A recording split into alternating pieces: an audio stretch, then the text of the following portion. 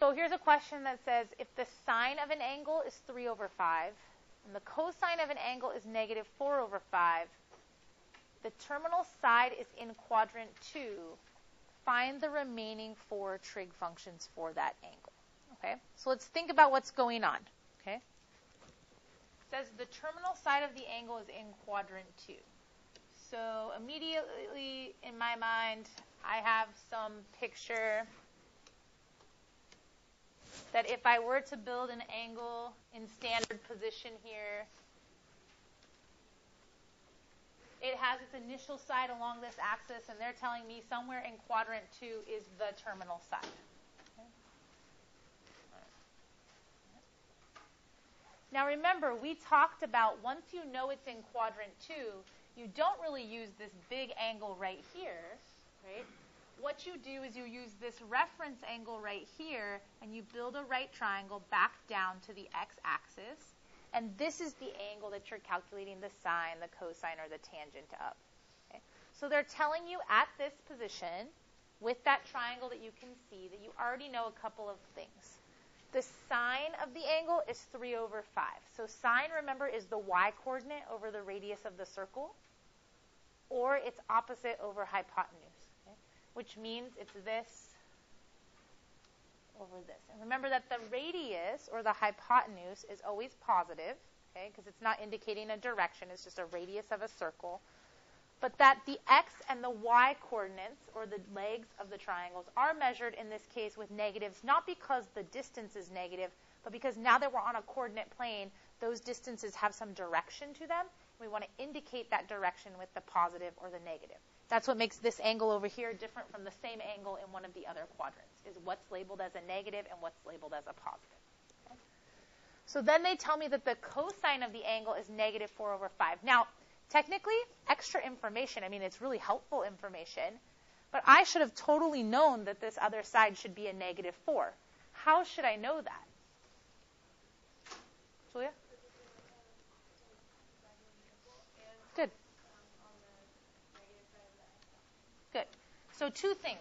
Why is it the number 4 and why is it negative? Okay. First, it's the number 4 because in a right triangle, if you have a leg of 3 and a hypotenuse of 5, you can do the Pythagorean theorem or recognize the triple 3, 4, 5. Right? Why is it negative? Because they told me I'm at a position that's in quadrant 2. So the thing that separates this reference angle in quadrant 2 from the same sized angle over here in quadrant 1, like why am I not doing this triangle over here? Because I'm in quadrant 2, which means this should be a negative. So remember, we specifically touched on this yesterday. It's not that the side length of the triangle is negative. It's that now that you're in the coordinate plane, some things are in a negative direction and some things are in a positive direction. Okay? All right, so they've already listed the sine and the cosine, so we already have those two trig functions that we know. So like the sine was already given to us. The cosine was already given to us. So we're going to focus on finding, like it says, the other 4 trig functions, which means find the tangent, and then also all of the reciprocal functions. So the cosecant, the secant, and the cotangent.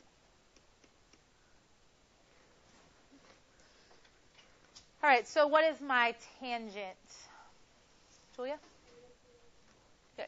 Negative 3 over 4. And again, if we had done this same problem, but it was in quadrant 1, the cosine would have been positive 4 over 5, not negative 4 over 5. And the tangent would have been positive 3 over 4, not negative 3 over 4. But the numbers would have all been the same. Okay? Then each of these, the cosecant, secant, and cotangent, can just be found by taking the reciprocal, as long as you remember that the cosecant is the reciprocal of the sine, the secant is the reciprocal of the cosine, and cotangent with tangent. So then we can just go ahead and take the reciprocal of each of those.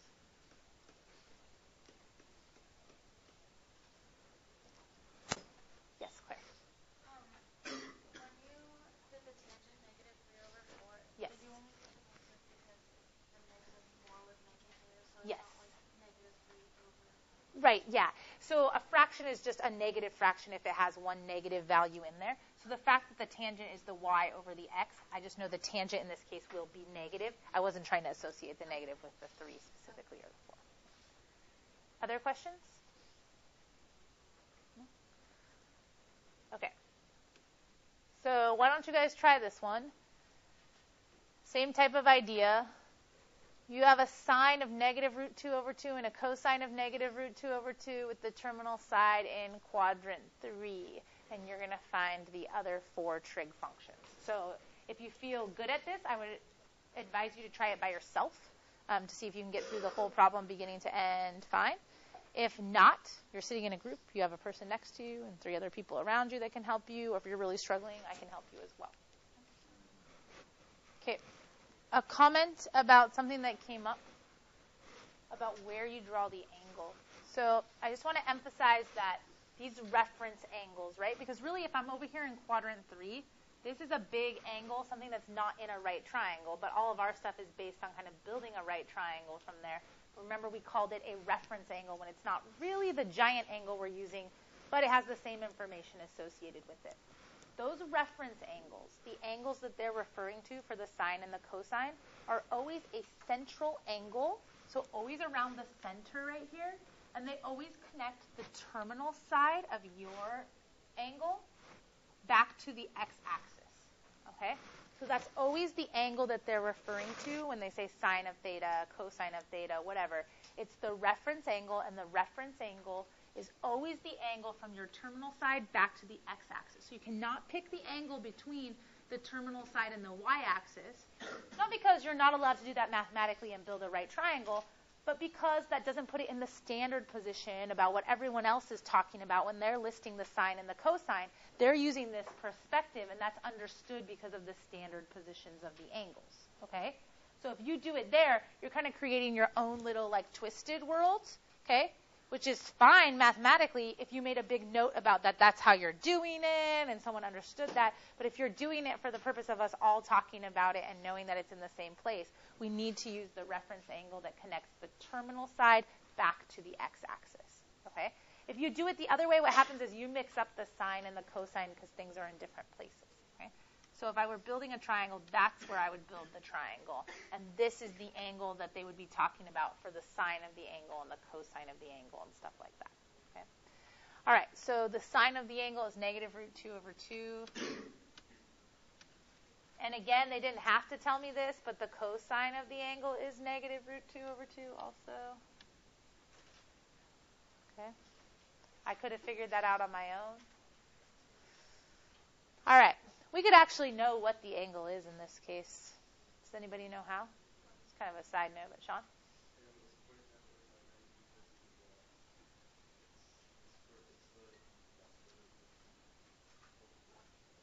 Good. These two side lengths are the same, so this would be a 45, 45, 90 triangle, which means the reference angle is 45 degrees, okay? But the angle in standard position is really from this initial side all the way over there or this way. So the actual angle in a positive form would be 180 plus 45 degrees or 225 degrees, okay? Would be kind of how we would call it in standard position. But the reference angle is a 45-degree angle I can know by this. So that's a total side note, but it's a good way for you to understand the vocabulary and see what we're talking about, okay? All right, so again, they already gave us the sine and the cosine in this case. So those aren't the answers to my questions, but I'm just writing them because they help me with the reciprocal functions. All right, so the tangent. What's my tangent going to be at this place? 1. Good. Okay, so y over x, okay. Or opposite over adjacent. Negative divided by negative is positive. They're the same number, so we'll get 1. So then the reciprocals of all of these. So the cosecant is going to be negative 2 over rad 2. But we don't leave radicals in the denominator for our final answers.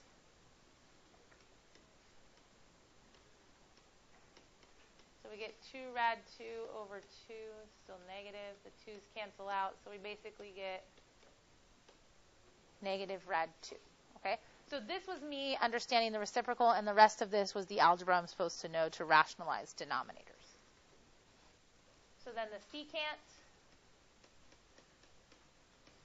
looks the same as the cosecant. Luckily, I already did all the arithmetic up here, and I know that that's going to simplify to be negative rad 2. Okay. What is going to be our cotangent? 1. 1. So the reciprocal of 1 is still 1. We're good. Okay.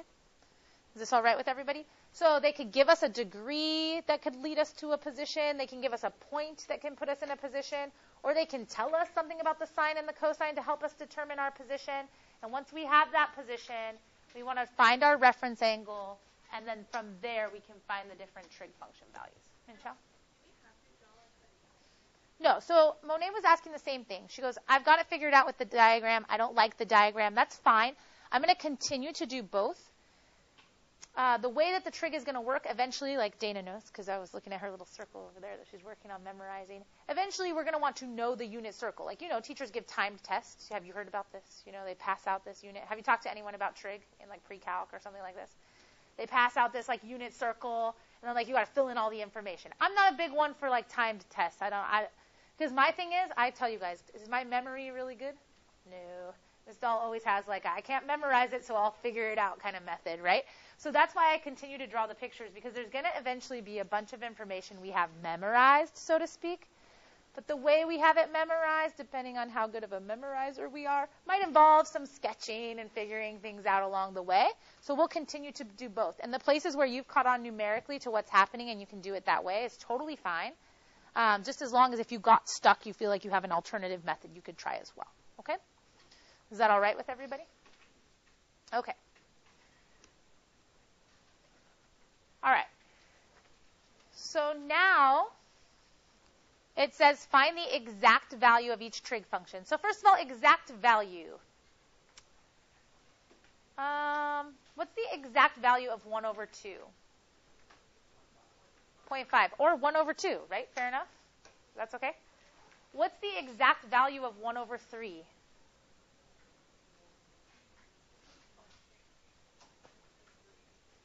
Okay, so see how Minchelle has to keep talking? 0.33333. If she stops, is she giving me the exact value of 1 over 3? No. So the reason I'm pointing this out is when you guys read exact value, how many of you think like, ooh, I put it in the calculator and I get that decimal? Be honest. Anybody? No? Okay, good. I feel like, right, because people like decimals better, it tends to like, we know what that means in our head. If I say rad 3, you're like, okay, rad 3. If I say like 1.7, you're like, oh, 1.7, right? A little more comfort level. But what's the exact value of rad 3? Rad 3.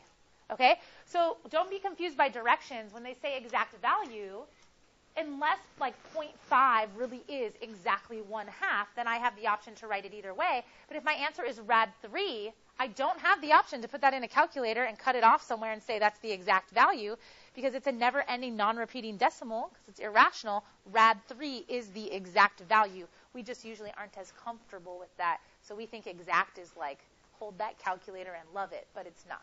Okay? So we can actually do all of these without a calculator. All right?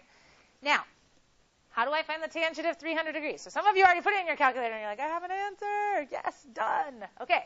Congratulations, you can use your calculator. I bet that you don't have an exact value on there. Okay. Maybe.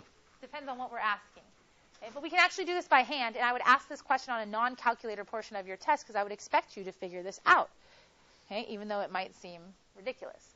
So first of all, let's figure out what position we're at, right? Because that's helped us in all the other problems, right? To list the sine, cosine, and tangent to know the position. Now, that doesn't mean you necessarily have to draw a picture, but I'm going to start with a picture, and you'll see if that helps you or not. So, position, all I know about our position is 300 degrees, right?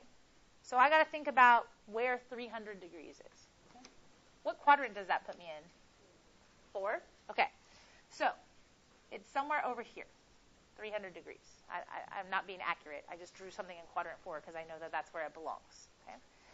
Now, every time we've built a right triangle around a position, when we find the sine, the cosine, or the tangent of 300 degrees, even though this is 300 degrees, is that the angle we put in our triangle? Can 300 degrees even be an angle in a triangle? It can't even be the sum of all the angles in the triangle. Okay, it's 300 degrees. That's why we came up with that idea of reference angle, right? Even though I'm at 300, I really use this angle that connects back to the x-axis because remember, that angle, the one in the first quadrant, the one in the second quadrant, and the one in the third quadrant that are all the same size of it, they all have all the same numbers surrounding their little triangle, just negatives and positives in different places, okay? So, here's my position, which makes this my reference angle, and if I did build a triangle, it would look like this. Is everybody okay with that? All I did was take the 300 degrees out of the problem to figure out where the heck they want me to find the tangent. And the reason I did that is because in these other problems that we did, once I found this place and put these numbers around here, I was able to find sine, cosine, tangent, cosecant, secant, right? Everything. So maybe if I can build a triangle, I can figure out the tangent. I don't have to list them all this time. I just have to find the tangent. But maybe I have to find them all along the way because I forget how to do that. Basically doing the same thing. However, they didn't give me all the information I like here, right? Did they give me things that help me label the x, the y, and the radius here? No? Do we know anything else? Matt? Okay, so how do you know the triangle's a 30, 60, 90? Okay. Reference angle? Good. Oh, not good. Okay, that's ugly. All right. So the reference angle is 60 degrees. How did he know the reference angle was 60 degrees?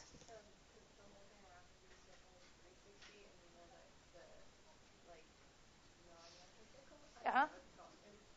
300. Yeah. So since we're always connecting back to an x-axis, we always want to know how far our angle is either away from 360 or 180, right? Because those are the things that we're connecting back to. And 300 happens to be 60 degrees away from being 360, a complete circle. So they didn't give me any numbers to fill in my side lengths, but I know something about a 30, 60, 90, right? I'm supposed to know something about a 30, 60, 90. Side note for those of us that are frantically trying to remember 30, 60, 90 triangles, okay? So,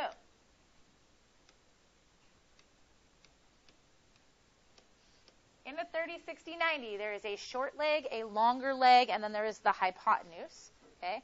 And they have a relationship between their side lengths. Usually, it's all based on the length of the short leg. So the short leg is some value.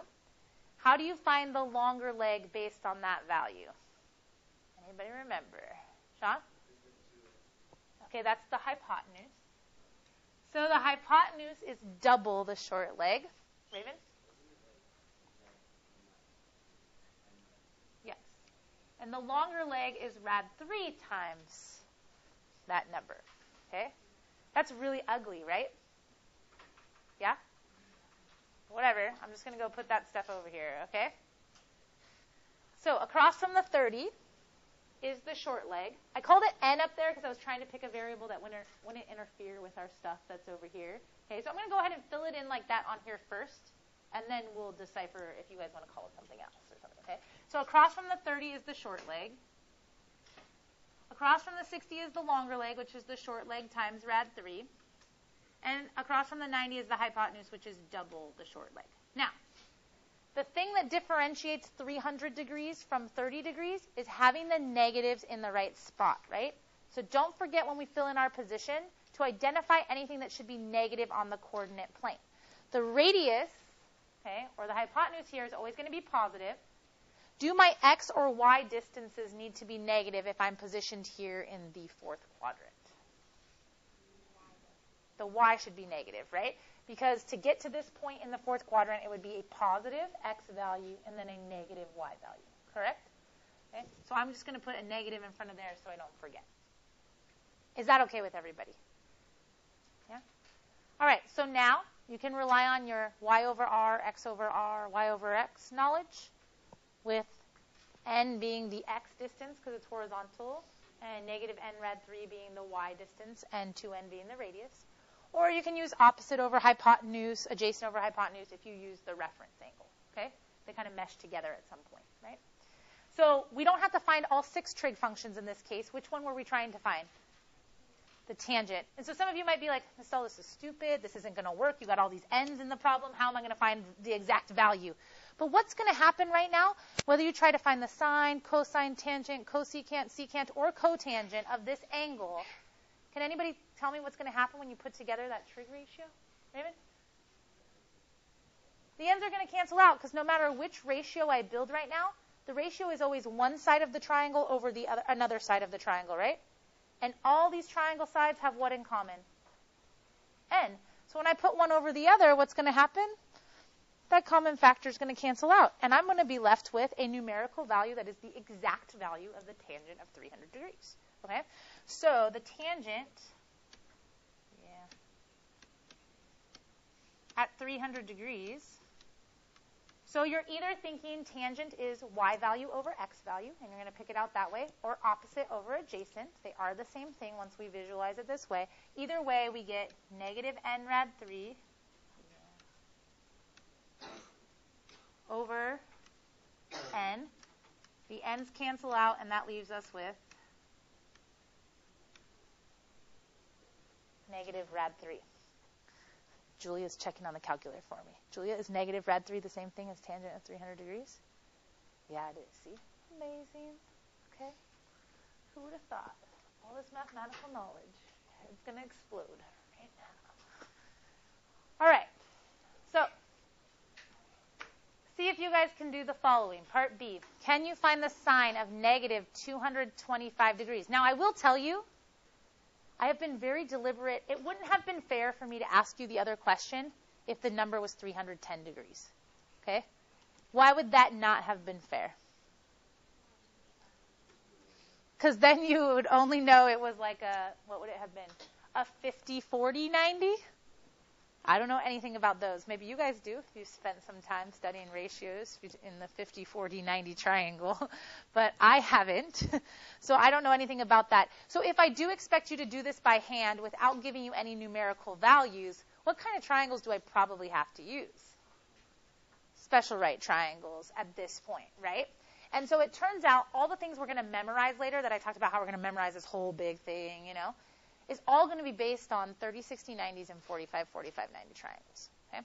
All right, so you guys go ahead and start that. I'll put a little reminder up here about your 45, 45, 90s. They're a little bit easier because the two legs are the same length. And then the hypotenuse is that length times the square root of 2. Okay, you ended up in the second quadrant, hopefully. Okay? Again, the quadrant, you might be like, it doesn't really matter, the numbers are the same, but it matters for when it's negative and when it's positive, right? You'll miss something as far as its negativity or positivity if you aren't in the right location. Then once I get here, I should recognize this reference angle as 45, which gives me this relationship between the sides of the triangles. Okay? Now, since I am in quadrant 2, the x-coordinate there would be negative and the y-coordinate would be positive. Okay? So that's what I would be looking at. So sine is opposite over hypotenuse, or the y-coordinate over the radius. I know that you guys are probably getting sick of me saying that each time, but I'm going to just keep on saying it until we learn the stuff. Okay? So our y-coordinate is n. Our radius is n rad 2. Our opposite is n, and our hypotenuse is n rad 2. So the n's cancel. So we get 1 over rad 2. That is an exact value, but it's written improper. Okay? So we will rationalize our denominator by multiplying by rad 2 over rad 2, and we will get root 2 over 2. Okay? Soon you will know that quick, like I did, real quick. Okay? All right. Oh, that's it. Okay. Questions? We're feeling okay? So we kind of meshed all this stuff we know about, like how the coordinate plane works, how a circle works, and how triangles work together. Okay?